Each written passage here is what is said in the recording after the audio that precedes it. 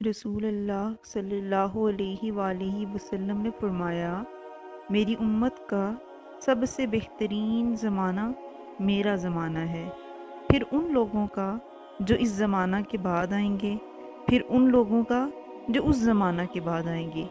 حضرت عمران رضی اللہ تعالیٰ عنہ کہتے ہیں کہ مجھے یاد نہیں کہ حضرت صلی اللہ علیہ وآلہ وسلم نے اپنے دور کے بعد 2 زمانوں کا ذکر کیا یا 3 کا۔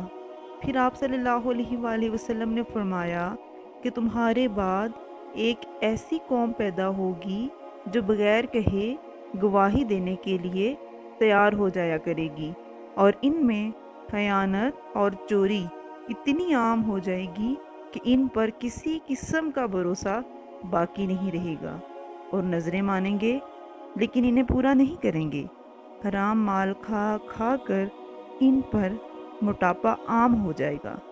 رسول اللہ صلی اللہ علیہ وآلہ وسلم نے خطبہ دیا اور فرمایا کہ اللہ تعالیٰ نے اپنے ایک بندے کو دنیا میں اور جو کچھ اللہ کے پاس آخرت میں ہے، ان دونوں میں سے کسی ایک کا اختیار دیا۔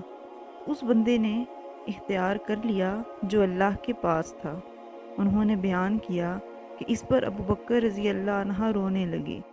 ابو سعید کہتے ہیں کہ ہم کو ان کے رونے پر حیرت ہوئی کہ حضرت صلی اللہ علیہ وآلہ وسلم تو کسی بندے کے متعلق خبر دے رہے ہیں جسے اختیار دیا گیا تھا، لیکن بات یہ تھی کہ خود حضرت صلی اللہ علیہ وآلہ وسلم ہی وہ بندے تھے جنہیں اختیار دیا گیا تھا، اور واقعتاً حضرت ابو بکر رضی اللہ عنہ ہم میں سب سے زیادہ جاننے والے تھے۔